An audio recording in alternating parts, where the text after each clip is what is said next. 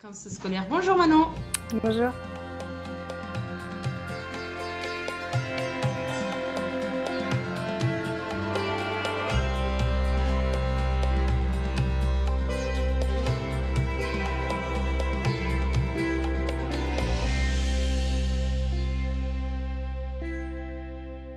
Et donc là, on reçoit Manon, qui est une spécialiste de Jyotish, l'astrologie védique. Parce que j'ai beaucoup de personnes qui me parlent de ces thèmes-là. C'est quelque chose qui me passionne personnellement. Mais mes études, c'est vraiment de l'Ayurveda. Et ce que je connais de l'astrologie védique, c'est de mes propres connaissances ou des consultations que j'ai pu faire. Donc, Manon, est-ce que tu peux te présenter un petit peu, dire qui tu es, ton parcours et comment tu es arrivée là et voilà. Alors, je m'appelle Manon Moulaine. Je veux juste rectifier une petite chose. Je ne suis pas du tout experte en biotiche. Je l'étudie. Je l'étudie depuis quelques années, mais j'ai fait des pauses. Peut-être qu'on en reparlera après. Donc voilà, j'étudie l'astrologie védique et l'astrologie occidentale aussi en parallèle. Et j'ai commencé comme toi aussi avec l'Ayurveda, que je continue d'ailleurs, que je pratique toujours. Super. Mais du coup, tu postes beaucoup parce que quand je regarde ton compte, tu postes beaucoup sur le Jyotish quand même. Donc, peut-être que tu n'es pas une experte. Ça dépend qu'est-ce qu'on appelle expert, mais par rapport à moi, tu es une experte, je pense, en Jyotish et en astrologie en général, en tout cas. Oui, c'est marrant, j'ai pas l'impression de beaucoup en parler par rapport à ce que, peut-être par rapport à ce que le temps que ça me prend au quotidien, parce que c'est des études qui prennent beaucoup de temps, on est obligé de vraiment se plonger dedans. Donc moi, j'ai pas l'impression de beaucoup en parler sur Instagram, justement, mais en tout cas, si ça t'apporte, c'est bien, Oui, c'est oui, oui, j'aime ce que bien. je recherche. Après, je regarde pas énormément les réseaux sociaux non plus. Bah, j'y suis beaucoup Ouais. en tant que dans mon compte, mais je regarde un peu les autres comptes, mais pas beaucoup parce que j'ai pas Ouais. le temps et parce que je passe déjà beaucoup de temps aux écrans. Euh, mais en tout cas, ce que j'ai regardé, j'ai beaucoup apprécié. Donc, qu'est-ce que tu fais exactement alors? Du coup, j'ai commencé à étudier l'astrologie védique, ou plutôt le Jyotish, il y a 3 ans à peu près. Donc juste après avoir commencé l'Ayurveda, à peu près un an après l'Ayurveda. J'avais déjà un intérêt pour l'astrologie à ce moment-là et je me suis dit autant partir dans ces études-là. J'ai ensuite fait une longue pause parce que j'ai plus vogué vers l'astrologie occidentale, ancestrale aussi, mais c'est une autre forme d'astrologie. Et là, je suis revenue depuis plus de 6 mois maintenant à l'astrologie védique, on va dire, de manière un peu vraiment plus poussée, puisque j'aide même des personnes qui se lancent dedans à mieux comprendre les bases, etc., via des formes de tutorat en astrologie, ce qui m'aide beaucoup, moi, à vraiment comprendre les principes pour pouvoir les transmettre. Et, et ce que j'aime surtout dans l'astrologie, qu'elle soit le Jyotish ou autre, c'est son application justement à la santé, à l'Ayurveda aussi, et comment on peut voir que tous les jours, ça nous influence au final de toutes les manières qu'elles soient. Voilà.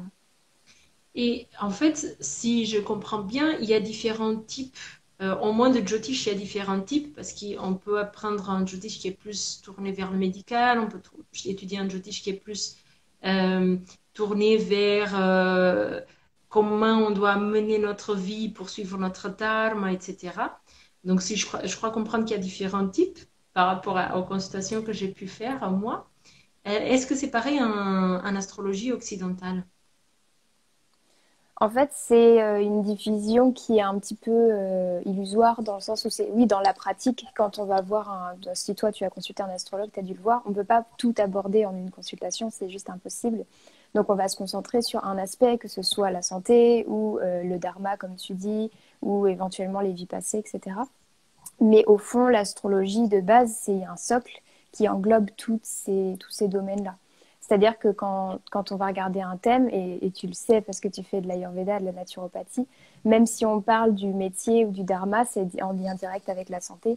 Parce que souvent, quand la personne n'est pas alignée dans un domaine, elle va le ressentir dans d'autres domaines aussi. Super. Et du coup, qu'est-ce qui t'a amené sur cette voie? Bah, comme je te disais, j'aimais l'astrologie, j'avais un espèce d'intérêt curieux il y a 3 4 ans. Même au final, ça remonte à bien plus tôt que ça, puisque quand j'étais enfant, ça m'intéressait déjà. Euh, mais au final, c'est de me rendre compte à quel point c'était relié justement à la santé, qui m'a confirmé dans le fait de vouloir l'étudier pour ensuite le pratiquer. Pour l'instant, je ne donne pas de consultation en astrologie, mais pour le pratiquer éventuellement plus tard et le mettre en lien avec ma pratique de l'Ayurveda, de la santé au final. Donc c'est ça un peu qui m'a plongée dedans et c'est vrai qu'en recherchant, j'aime beaucoup m'intéresser aux anciens médecins notamment, que ce soit Hippocrate ou Galien, etc. Ils étudiaient tous l'astrologie en fait, l'astronomie, l'astrologie, les mathématiques, etc. Et j'ai une admiration pour ce type de médecine-là qui a vraiment un point de vue très global sur la personne et qui n'est pas dans la spécialisation pure de moi par exemple je ne vais m'intéresser que aux oreilles ou que aux pieds ou que au système digestif. Ce qui est très bien, il faut qu'il y ait des spécialistes, mais je pense qu'il est important d'avoir aussi des personnes qui aient cette vue globale au final. Ok, excellent. Oui, je posais cette question et je l'ai posée 2 fois parce qu'en fait, très souvent, quand on fait quelque chose comme ça qui sort hors du commun, très souvent, c'est parce qu'on a une recherche personnelle. C'est pour ça que j'insistais un petit peu pour voir s'il y avait quelque chose de ce sens qui sortait. Mais bon, si c'est juste la curiosité, c'est très bien aussi. Par Et du recherche coup, personnelle, tu entends sur moi-même, c'est ça? oui, bah, moi, c'est mon cas et c'est le cas de, je pense que toutes les personnes que j'ai interviewées Je pense que ici. n'importe quelle personne qui s'intéresse à l'astrologie ou même à la santé le fait aussi de manière consciente ou non parce qu'elle a envie de s'élever et d'apprendre sur elle-même. Oui, Je oui, pense que oui. oui, c'est aussi mon cas. Il y a un grand intérêt quand on commence à lire. C'est aussi quelque chose qu'il faut éviter de faire trop parce que le souci quand on lit son propre thème, c'est qu'on met notre propre biais. Donc on peut oublier complètement, consciemment ou non d'ailleurs, certaines informations, ce qui est un peu embêtant. Donc c'est bien d'avoir un point de vue extérieur sur son thème. Mais souvent, dès qu'on va lire quelque chose, donc on va regarder un aspect, on va regarder dans son thème, est-ce qu'on l'a? Est-ce que ça correspond vraiment à ce qui est décrit en nous? Et ça, c'est hyper intéressant. C'est pour ça que personnellement, par exemple, sur mon téléphone, j'ai un dossier avec des thèmes astro de plein de personnes de mon entourage.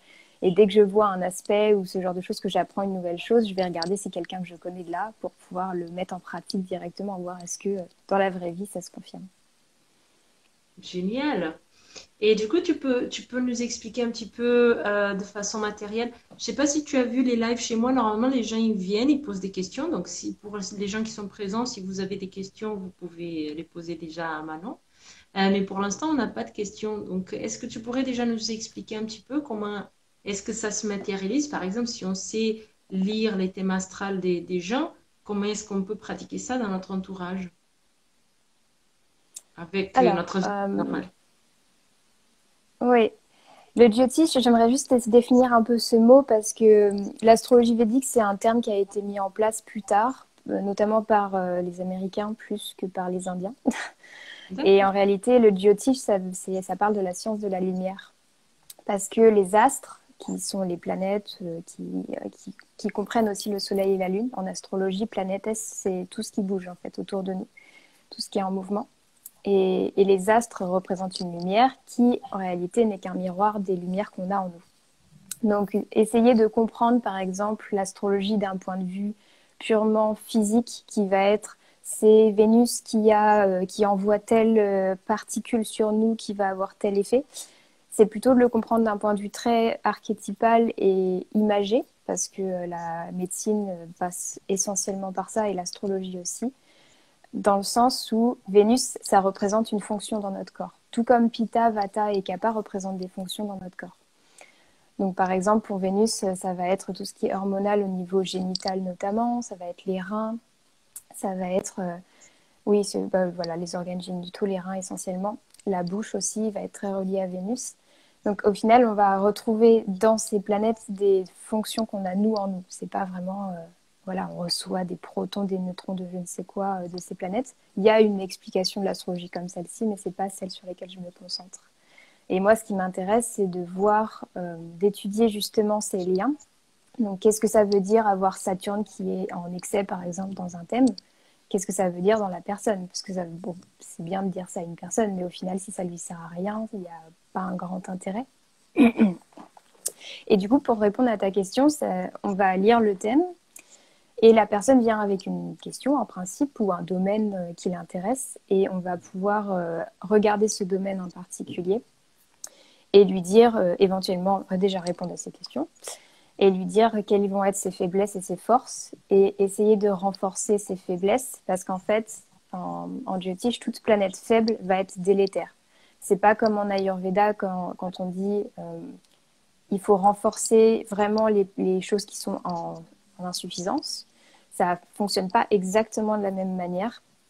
On va essayer toujours de renforcer une planète, même si elle est soi-disant maléfique, puisqu'on dans le Jyotish, il y a une notion de maléfique et bénéfique qu'il faut comprendre dans le sens maléfique, c'est une planète qui va avoir une action forte, donc assez soudaine sur nous, on va le sentir très fortement. Alors qu'une planète qu'on dit bénéfique, c'est une planète qui va se faire plus doucement, qui va être en général plus agréable.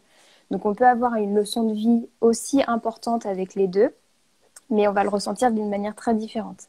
En général, Vénus, quand elle veut nous faire comprendre quelque chose, elle va passer par le plaisir, par le jeu, par le désir aussi, par l'amour, les relations. Saturne, quand il veut nous faire comprendre quelque chose, il nous bloque, il nous met des bâtons dans les roues en permanence pour dire non, va pas là, non, va pas là, va ici. Et ça peut être très, très, très désagréable sur le long terme.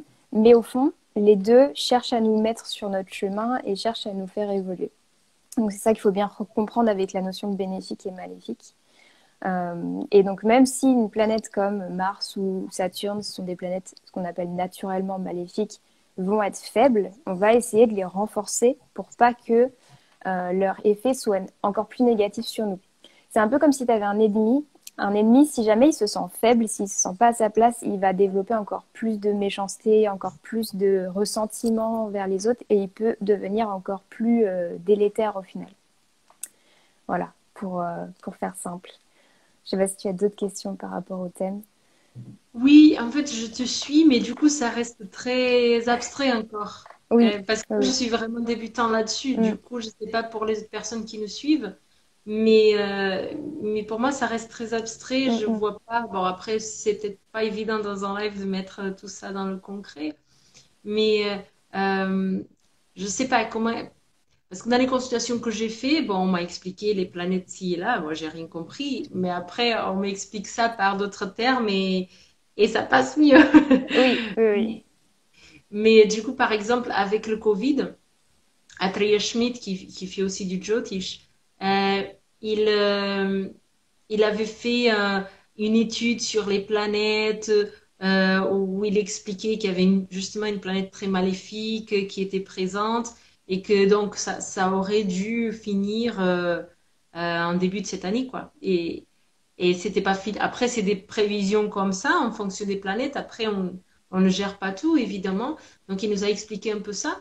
Mais ça restait beaucoup, beaucoup dans l'abstrait. Mais après, il expliquait un petit peu par rapport au pays aussi, qu'est-ce que ça peut faire. Mm. Je sais pas, est-ce que tu pourrais nous donner un exemple concret, c'est, je sais Ouais, pas, ouais, de ouais. la vie de tous les jours Et c'est une très bonne question que tu poses parce que quand on est dans le monde enfin, quand on s'intéresse à l'astrologie depuis un bout de temps, on se rend pas compte du tout que c'est un autre langage en fait. C'est vraiment une langue différente qu'il faut apprendre. Et moi, c'est sur ça que je me concentre en ce moment, même si ça fait littéralement 3 ans que je m'intéresse à l'astrologie, que je l'étudie sous plusieurs formes. Je suis toujours en train d'apprendre la langue. Je suis même pas en train d'essayer. Alors si, je le fais un petit peu, mais je rentre pas vraiment profondément encore dans l'interprétation. Parce qu'il faut d'abord comprendre les lettres, les mots, les phrases, etc. avant de comprendre le texte au complet. C'est hyper important. Et du coup, voilà, très bien. Le thème astral, qu'est-ce que c'est déjà De quoi on parle quand on parle d'un thème?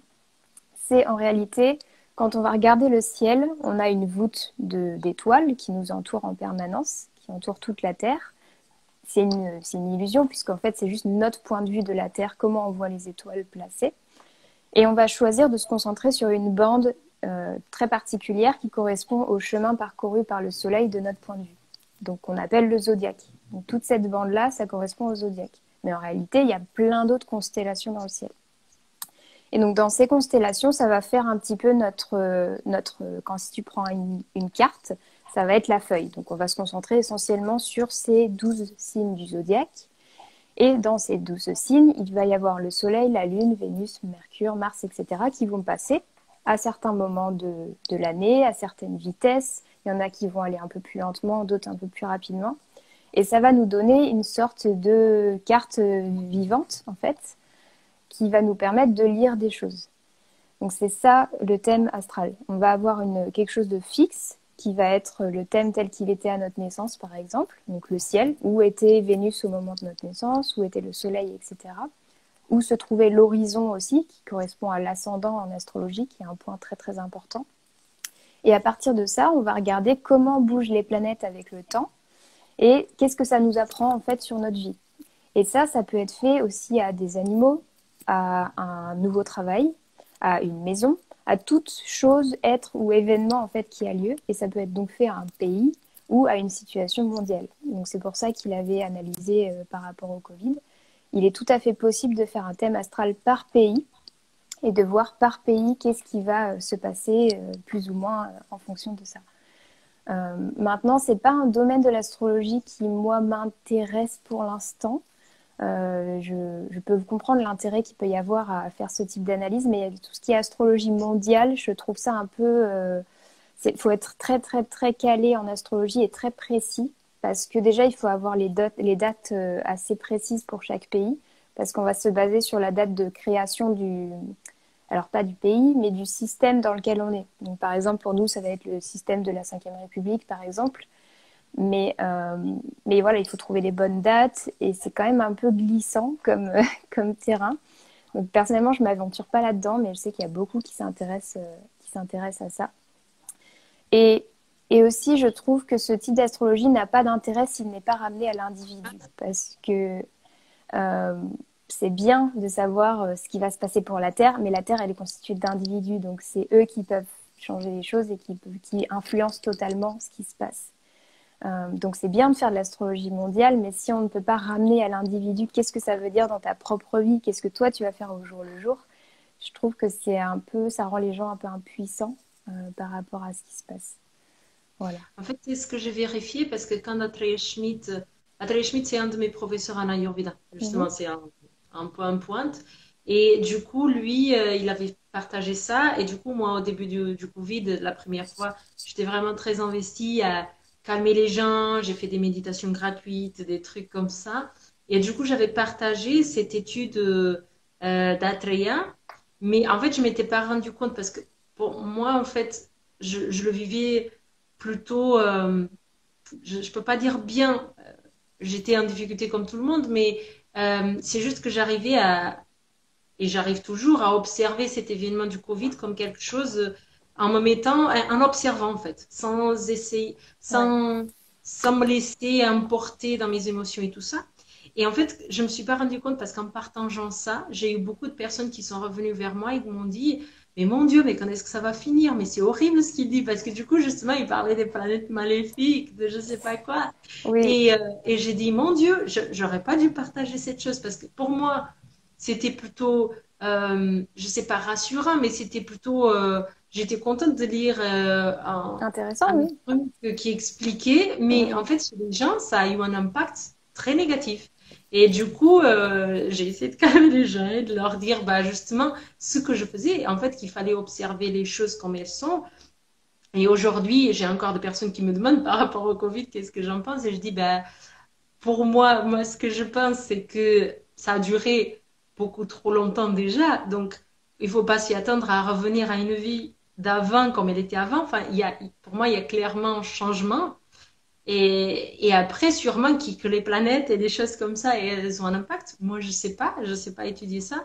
Mais dans tous les cas, qu'est-ce qu'on peut faire aujourd'hui? Parce que demain, on ne sait pas. Mais aujourd'hui, qu'est-ce qu'on a? Et si on arrive à faire ça, des fois, on a beaucoup de zénitude. Bon, je sors un peu du thème, excusez-moi. Non, c'est très marrant parce que pour tout te dire, ma pratique de yoga ce matin avait pour thème yoga pour le futur, justement. Et dès le début du cours, la professeure disait, bon, en réalité, tu l'auras compris, on va préparer le futur maintenant. Donc en fait, en étant présent maintenant et en faisant les bons choix maintenant. Parce qu'en réalité, comme tu le sais, l'Ayurveda, la plupart des maladies, c'est un problème de mauvais choix au final qu'on fait à un moment donné qui va entraîner une cascade de conséquences qui va entraîner ensuite une maladie. Pour revenir à l'astrologie, c'est très drôle parce que personnellement, j'évite de lire ce genre de prédictions, etc. De une, parce qu'il y en a trop sur Internet et que, à force, moi, de faire des recherches, mais je pourrais passer ma vie littéralement à écouter des prédictions astrologiques. Ça ne m'intéresse pas, en fait. J'ai envie de vivre ma vie aussi. Mais c'est surtout que si jamais une situation est déjà stressante, si on regarde quelque chose du point de vue de l'astrologie, le moindre mot qui va être perçu comme négatif par nous va nous mettre dans un état pas possible. Même si tout le reste, c'est super positif, parce on est déjà imprégné dans un stress ou dans une émotion désagréable.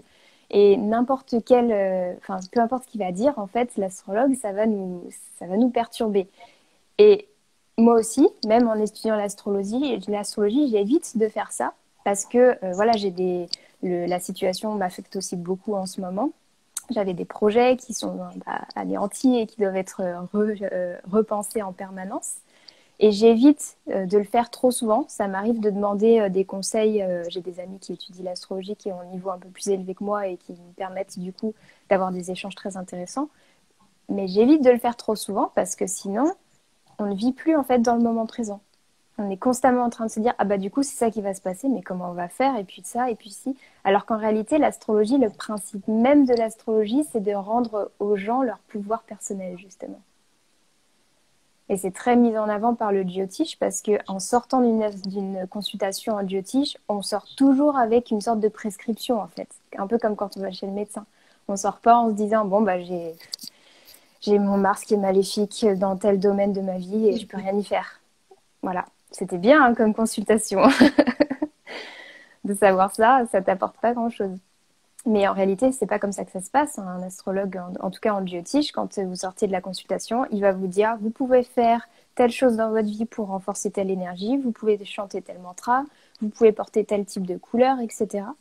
Donc il y a vraiment quelque chose de très concret. Et personnellement, je me rattache beaucoup à ça, puisque j'ai aussi suivi une consultation en Jyotish pour avoir un œil extérieur sur mon thème. Et plutôt que d'essayer d'être toujours dans le mental en me disant alors qu'est-ce qu'il va falloir que je fasse parce qu'il y a telle planète qui va arriver dans tel domaine de ma vie très bientôt et ça va mettre ça en lumière, etc. Je me dis non, j'ai reçu des recommandations par rapport à mon thème. C'est important parce que ça a été étudié de manière profonde pour moi et il a pris du temps sur ce thème pour me le faire. Et est-ce que je le fais, ce qu'il m'a dit? Si je le fais pas, peut-être qu'il faut que je commence par ça. Si par exemple, je suis toujours dans l'agitation mentale, mais que je suis plus dans le corps, alors que l'astrologue m'aurait recommandé d'être plus dans mon corps, faire par exemple du sport ou quoi que ce soit. Si je le fais déjà pas, j'ai raté la cible. Ça sert à rien d'aller chercher d'autres informations encore plus en fait. C'est ça que j'ai envie vraiment que les gens comprennent, c'est que avoir des informations en astrologie c'est intéressant, mais il faut s'en servir tout de suite, sinon ça va devenir encombrant, ça va devenir de l'amas en fait, comme en Ayurveda. Quand on ne sait pas quoi faire d'une information, elle va devenir toxique en fait.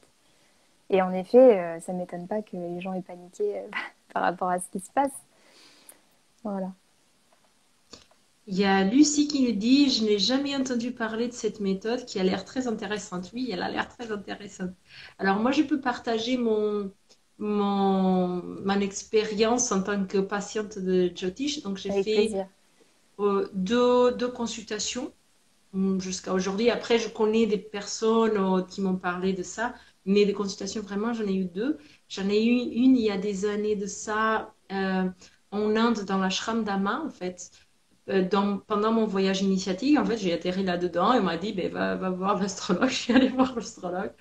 Euh, et, euh, et en fait, c'est encore brouillon. Ce qui était comme consultation, ça a duré 30 minutes à peu près. Mais il m'avait donné des dates très précises. Il m'avait dit que j'étais bien dans cette quête pour découvrir des choses, que ma vie après ce voyage, ça n'allait pas être pareil. Il m'a dit beaucoup de choses de mon passé, en fait. Il a surtout parlé de mon passé avec des dates très précises. Mm. Donc finalement, je l'ai cru. Parce que aussi, ça, on est un petit peu comme ça quand on va la première fois à une consultation de Jyotish. Est-ce que c'est vrai? Est-ce que c'est pas un peu trop spirituel? Même si on a envie d'y croire, est-ce que c'est vraiment vrai? Et du coup, il m'a donné des dates précises de déménagement que j'ai eu auparavant et tout, dans le passé et tout. Puis il m'a expliqué tout ce qui est à partir de maintenant, c'est des rencontres des planètes. Ça ne veut pas dire que les choses elles vont se passer comme ça, mais voilà, c'est les probabilités. Et en fait, il m'a dit que ces voyages initiatiques que je faisais, que ce soit en voyageant vraiment, que ce soit en étudiant, ça allait se finir que je sais plus quand, en 2022. Donc c'est vrai que c'est pas fini. Donc aujourd'hui, je voyage plus, mais c'est vrai que je continue à étudier. Et j'ai l'impression, par rapport à mes projets professionnels, même si j'ai plus pensé à ça, je pense que c'est plutôt ça. Je pense que bon, je continuerai à étudier, mais pas dans le rythme que je le fais aujourd'hui. Et là, en fait, j'ai fait une deuxième. Bon, il m'a dit d'autres choses, mais ça, c'est ce que j'avais retenu. Et là, récemment, j'ai fait en décembre une deuxième consultation. Alors, ça a duré 3 heures au lieu d'une heure. Euh, et en fait, ça m'a beaucoup bouleversée parce que j'ai demandé cette consultation pour une raison très précise, c'est que j'étais en train de me poser des questions sur mon futur professionnel, personnel, etc. J'avais envie de faire des choses et c'est des projets qui me semblaient trop grands pour moi-même. Donc, je voulais savoir si c'était aligné avec mon dharma. Je voulais savoir qu'est-ce que les planètes disaient. Euh, donc, j'avais les projets de créer une école en Ayurveda. Et donc, c'est ça que j'ai posé comme objectif de ma consultation. Et il a commencé la consultation par dire, mais tu poses la question, mais tu l'as toujours su. Et c'était rigolo, il m'a montré par rapport aux planètes, au moment où j'étais née, qu'en fait, toutes les planètes étaient tournées vers moi, quelque chose comme ça. Et qu'en fait, j'étais une personne qui, dès toute petite, je savais ce qu'il fallait dans la vie. Et du coup, il m'a fait voir les choses. Et c'est vrai que j'ai toujours été devant, par exemple, à l'école, c'était moi qui expliquais que euh, quand on faisait l'université, j'étais infirmière avant, et on faisait des travaux de groupe qu'on devait présenter. Donc c'était toujours moi, alors que j'aimais pas ça. Mes copines, elles me mettaient toujours moi à le faire. Et c'est vrai que ça, j'ai toujours été enseignante, entre guillemets, et c'est comme si c'était mon dharma. Par contre, l'astrologue qui m'a fait la consultation. Il était content de le faire et il l'a dit plusieurs fois. Je suis très contente que tu viennes et tout ça, parce que j'ai des choses vraiment très importantes à te dire. Donc, il a très vite passé de mon sujet de est-ce que c'est bien d'ouvrir l'école ou pas. Il a dit oui, oui, c'est sûr, c'est évident, toutes les planètes montrent ça, c'est ton dharma, c'est machin. Par contre, il dit, il y a un deuxième, d'ailleurs, il y avait un troisième, je ne sais plus qu'est-ce que c'était le troisième. Il y a un deuxième dharma qui est beaucoup plus important. Et là, il s'est mis à parler de trucs politiques, des trucs, et ça m'a beaucoup angoissée parce que déjà, j'avais l'impression que le projet de l'école il était important, beaucoup trop important pour moi. Et là, il s'est mis à parler des trucs, mais que j'avais le devoir d'annoncer aux gens des choses, de calmer les gens par rapport à des choses qui vont être annoncées au niveau politique, alors que moi, je comprends rien de politique. C'est pas du tout mon thème. C'est pas du tout mon truc. Et il a passé, je sais pas, 2 heures à parler de ça. Et ça m'a énormément angoissée. À la fin, j'ai dit oui, oui, ok, ok, ok. Ok. Mais je sais pas, qu'est-ce que tu en penses de ça? Euh, je pense qu'il n'a pas su trouver les bons mots dans le sens où euh, c'est marrant parce que ce que tu viens de dire, tout ça, ça correspond. Je vais essayer de t'expliquer. Il a vu dans ton thème probablement que tu étais très très vite connecté à ta destinée, donc la Lune notamment.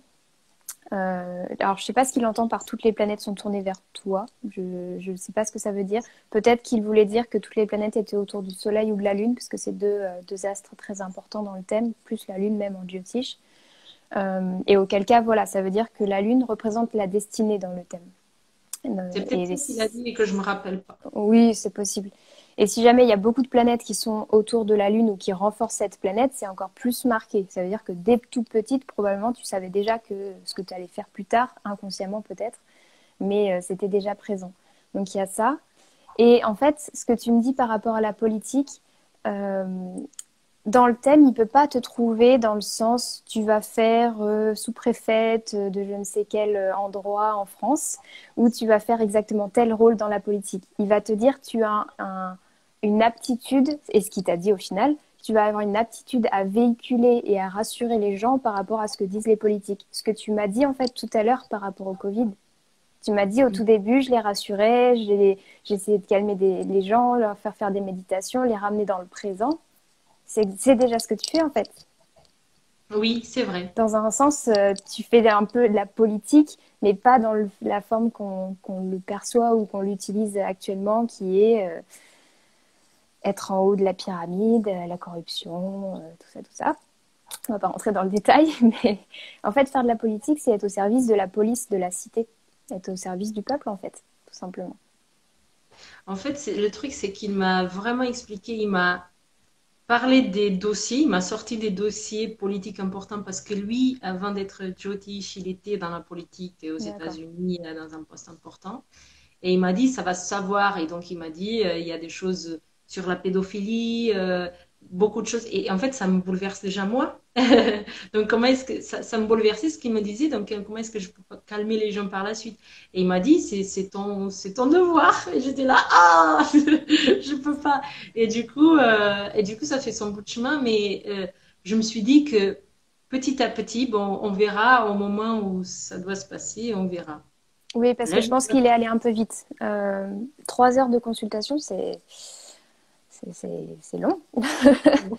Et en fait, personnellement, je préfère que les gens, que ce soit en Ayurveda ou en astrologie, c'est un peu pareil. Je préfère que les gens reviennent plusieurs fois à plusieurs mois de différence, plutôt que de faire une consultation où on dit absolument tout ce qu'on peut sur le thème. Parce que la personne, elle a une capacité fixe à un moment donné de réaliser des choses. C'est pas infini. comme en Et Ayurveda d'ailleurs. bien sûr. Et il y a une notion de timing en astrologie qui est très importante. On ne fait pas les choses à n'importe quel moment. Là, il t'a parlé de politique. Est-ce qu'il t'a dit quand est-ce que ça se manifesterait, par exemple? Ou à quel moment il faudrait que tu te concentres dessus? Parce que ça, c'est toute une partie du Jyotish qui est très, très bien développée. On peut dire qu'à partir de tel moment de la vie, en fonction de la personne, ça va être plus approprié de se concentrer sur une chose ou sur une autre. Et je pense qu'il t'a donné beaucoup trop d'informations en une fois. Et s'il t'a pas donné de précision sur les dates, ça fait que tu as l'impression qu'il faut tout faire maintenant, ce qui en fait est impossible. Et en plus, c'est très dur de se projeter sur comment tu vas te sentir dans 10 ans par rapport à la pédophilie ou ce qui se passe au niveau politique. Il m'a donné des dates. Il a été très précis même. Il m'a même donné des heures, mais je n'ai pas retenu tout. Là, je vois qu'il y a D'accord. pas mal de questions, donc peut-être qu'on va aller vers les Ouais. questions. Il y a Anna qui dit ce sont des consultations par net et une astrologie particulière. J'ai pas bien compris le nom, donc je vais écrire ici le nom. C'est Jyotish. Donc je vais écrire dans les commentaires. Vous pourrez aller voir. Et après la vidéo, elle sera dans l'IGTV de mon compte Instagram et je mettrai en titre le nom, ok? Comme ça, vous saurez. Et après, Lucie, elle demande, c'est quelle méthode? C'est pas la numérologie. Je pense que ça n'a rien à voir avec la numérologie. Est-ce que tu pourrais expliquer, Manon? Non, la numérologie, c'est encore une autre science qui peut être associée au Jyotish pour la prédiction ou pour quoi que ce soit, la lecture du thème. Ça fait partie des sciences védiques, hein, la numérologie avec le Jyotish, l'Ayurveda, le Vastu, le yoga, etc. Mais c'est une discipline un peu différente. Mais on va l'utiliser, enfin personnellement, j'utilise les chiffres, les nombres en astrologie pour comprendre certaines choses. Donc tout est relié, mais ça reste la numérologie en particulier reste une discipline différente. Tu as parlé de Vastu. C'est quoi le Vastu? Le Vastu, c'est encore une discipline passionnante tu connais le Feng Shui? Oui. Ah Eh oui, ça y bien, est. c'est une forme, on va dire que c'est une forme de Feng Shui, mais dans les sciences védiques, c'est comme ça qu'on le décrit. On l'appelle aussi géobiologie indienne ou architecture, etc., puisque c'est la science de notre environnement, en fait. Comment on va agencer notre maison, un terrain, un temple, etc., pour qu'il soit bénéfique aux personnes qui l'habitent. Donc, quand l'Ayurveda s'intéresse à tout ce qui est à l'intérieur de notre corps, le Vastu s'intéresse à tout ce qui est autour de notre corps, donc, pour faire simple en gros. Et on utilise l'astrologie dans le Vastu. Donc, tout est relié au final. Génial. Oui, oui. En fait, j'avais déjà lu et Mm. ça me disait quelque chose, le nom, je ne me rappelais plus. Et alors, Salma, elle demande c'est quoi la différence donc entre le Jyotish, je suppose, et avec un médium? Alors, un médium, alors, je ne suis pas médium, je n'ai pas une grande connaissance des médiums, mais j'en connais quelques-uns et de ce que j'ai compris, un médium, il ne se base pas sur une connaissance intellectuelle et il ne va pas se lire quelque chose. L'astrologie, on lit un thème, hein. C'est avant tout une science et un art, c'est les deux en même temps, puisque quand on lit un thème, on a besoin de l'intellect pour faire les liens entre déjà qu'est-ce que ça veut dire les planètes, les signes, etc., comment ils s'agencent entre eux. Et ensuite, il y a aussi une grosse part d'intuition, parce qu'il y a tellement de choses à lire dans un thème, on pourrait lire tout et n'importe quoi dans un thème, qu'on a besoin que l'intuition nous guide sur regarde tel aspect, regarde telle planète à tel endroit, regarde telle période planétaire. C'est ça qui va te guider pour cette personne à ce moment-là, parce qu'il faut lui donner une information qui lui soit utile. Le médium, lui, il va pas se baser là-dessus. C'est de la canalisation pure qui ne va pas être basée sur une lecture intellectuelle, en tout cas de ce que je sais de la médiumnité, d'un thème astral. Donc, a priori, le médium, s'il est purement médium et pas médium et astrologue, il va pas lire les planètes dans le ciel, etc. Génial, merci. Et Manon, on a plusieurs personnes qui demandent si tu consultes. Je disais que non, mais est-ce Non, que... je ne consulte pas, donc je prends mon temps parce que, comme je te disais, c'est vraiment important pour moi d'approfondir cette discipline. Il se peut que je commence à demander les thèmes des personnes en consultation en Ayurveda que je donne pour pouvoir déjà moi me faire une base de données qui me permette d'étudier vraiment les choses plus profondément et éventuellement guider les personnes avec ce que je sais actuellement sur l'astrologie et ma pratique et mon expérience, etc. Mais je ne donne pas de consultation purement Jyotish ou même astrologie pour l'instant. Ça, pour moi, ça prend trop de temps, trop d'années d'études et d'expérience avant de se lancer, donc c'est pas quelque chose que je veux faire. Par contre, je peux leur recommander l'astrologue que je suis allée voir. Il a beaucoup de temps d'attente par contre parce qu'il est très demandé, mais j'en parlais dans ma vidéo sur l'astrologie. C'est Raphaël Kalef. Vous pouvez le trouver, je vais l'écrire comme ça. Je mettrai aussi dans les commentaires après dans l'IGTV. Ouais. Comme ça, même quand la Donc vidéo c'est sera... c'est un praticien qui s'est formé aux États-Unis auprès de Vasant Lad. Donc il a commencé par l'Ayurveda.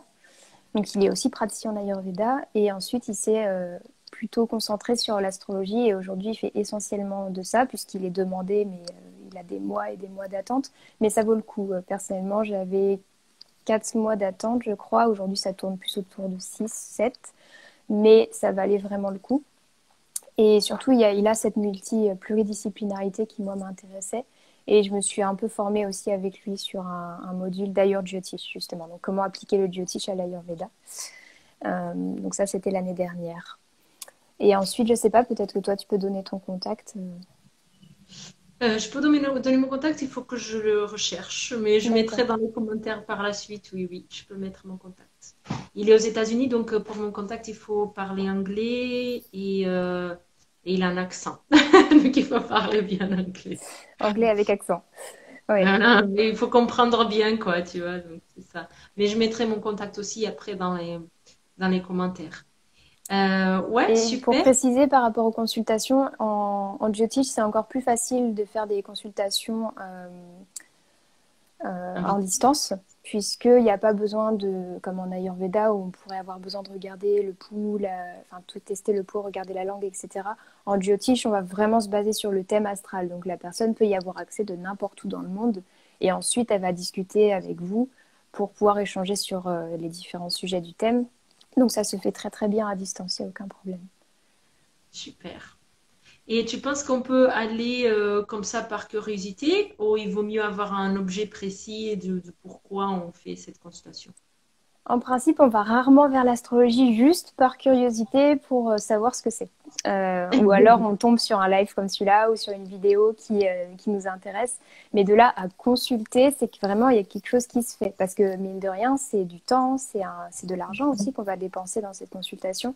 Donc si la personne est prête à dépenser cet argent, est prête à faire ce pas-là, attendre 6 mois pour avoir une consultation par exemple, c'est qu'il y a quelque chose qui veut émerger. Peut-être que c'est pas conscient encore.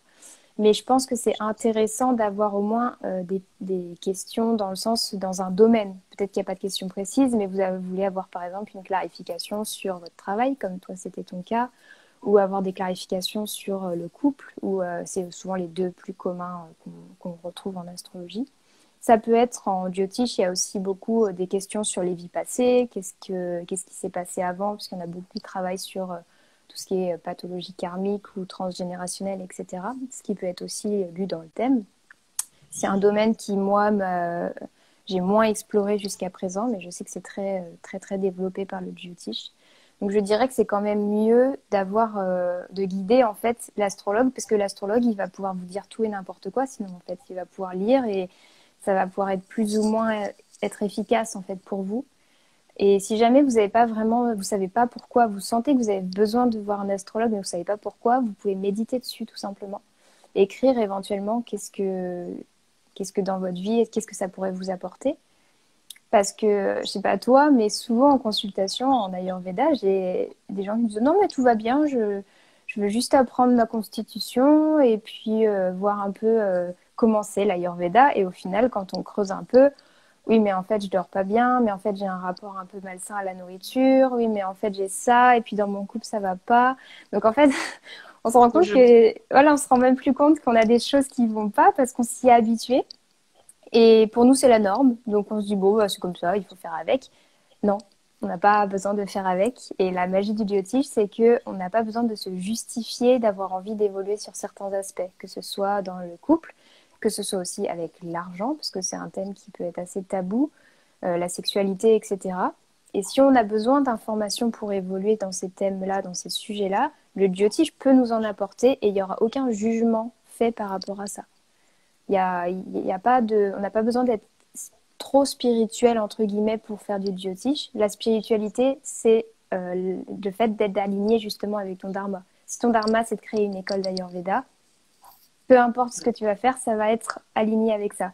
Si ton dharma, c'est de créer une entreprise pour faire des bénéfices pour pouvoir financer tel projet, c'est ton dharma, en fait. Il n'y a pas de dharma qui soit plus spirituel les uns que les autres. Et j'ai fait une vidéo là-dessus, d'ailleurs, parce que en ce moment, on entend beaucoup sur les réseaux sociaux, il faut trouver justement sa voie, son dharma, etc. Et beaucoup de personnes croient qu'elles doivent passer par le soin, par le yoga, par la méditation, etc. Mais pas forcément, en fait. Et dans cette vidéo, j'ai donné une liste de plein de métiers que j'aimerais voir dans le monde plus, en fait. Donc, par exemple, tu m'as dit que tu étais infirmière. J'aimerais qu'il y ait des infirmières ayurvédiques qui puissent accompagner les médecins pour que elles aillent, par exemple, plus souvent au contact des gens, parce que potentiellement, les praticiens en Ayurveda qui font plus de la médecine n'ont pas forcément le temps de revenir vers les gens fréquemment et d'aller voir comment ils vont, de faire les soins aussi, parce qu'il faut savoir qu'en Inde, l'Ayurveda, c'est pas juste un médecin derrière un bureau qui vous parle. Derrière, il y a toute une équipe qui travaille avec le médecin pour faire les massages, faire les soins, faire la diététique, donc tout ce qui est alimentation. Donc bref, je suis partie un peu en hors-sujet, mais il y a plein de métiers magnifiques qui ne sont pas profs de yoga, qui ne sont pas praticiens en Ayurveda ou même astrologues, et qui sont totalement spirituels. Oui, et puis comme tu dis, si c'est ton dharma, si tu, par exemple, je donne un exemple tout con. Là, dans ma rue, il y a le garagiste. En fait, il y avait un garagiste qui a été là pendant des années, il y a 2 ans, et ça a été repris par 2 jeunes. Mais ils sont complètement ancrés dans ce qu'ils font. Ils sont super gentils. Leur truc, il marche beaucoup mieux que celui qui était avant. Et tout le monde est content d'eux. Et on voit qu'ils s'éclatent avec ce qu'ils font. Et ça a l'air de pas être spirituel du tout. Mais ils sont heureux, ça se voit qu'ils sont heureux, ils ont une Exactement. bonne équipe, les gens ils sont contents d'aller chez eux. Et, et voilà, voilà Mais n'importe juste quel pour ça, tu métier. vois, même s'ils n'étaient pas bons dans leur métier, j'ai envie de dire, juste pour ça, ça vaut le coup, en fait. Moi, j'aime beaucoup de faire ça de plus en plus. C'est de remercier verbalement les gens qui font des choses qui leur plaisent. Hier, par exemple, j'étais à une librairie d'occasion qui a ouvert dans ma ville il n'y a pas longtemps. Et je leur ai demandé, est-ce que ça fonctionne? Est-ce que les gens viennent? Ça, ils me disent, ouais, ça va, c'est bien. Et je leur ai dit, mais merci, c'est trop génial ce que vous faites. Et en plus, ils le font vraiment avec plaisir, parce qu'on ne voit pas qu'ils le font dans un but purement financier ou quoi que ce soit.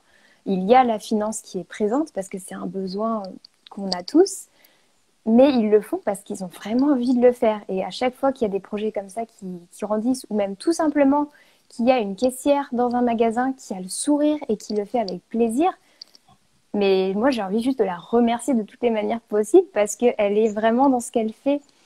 Et personnellement, je pense que si tu es allé en Inde, tu as dû voir ça. J'ai voyagé en Indonésie et je me suis rendu compte que dans la plupart des grandes villes en Indonésie, il n'y a pas d'éboueurs. Ça n'existe pas en fait. Il n'y a pas de système mis en place par la ville pour récolter les déchets. Donc tout le monde fait un peu comme il peut, à emmener dans un centre, etc.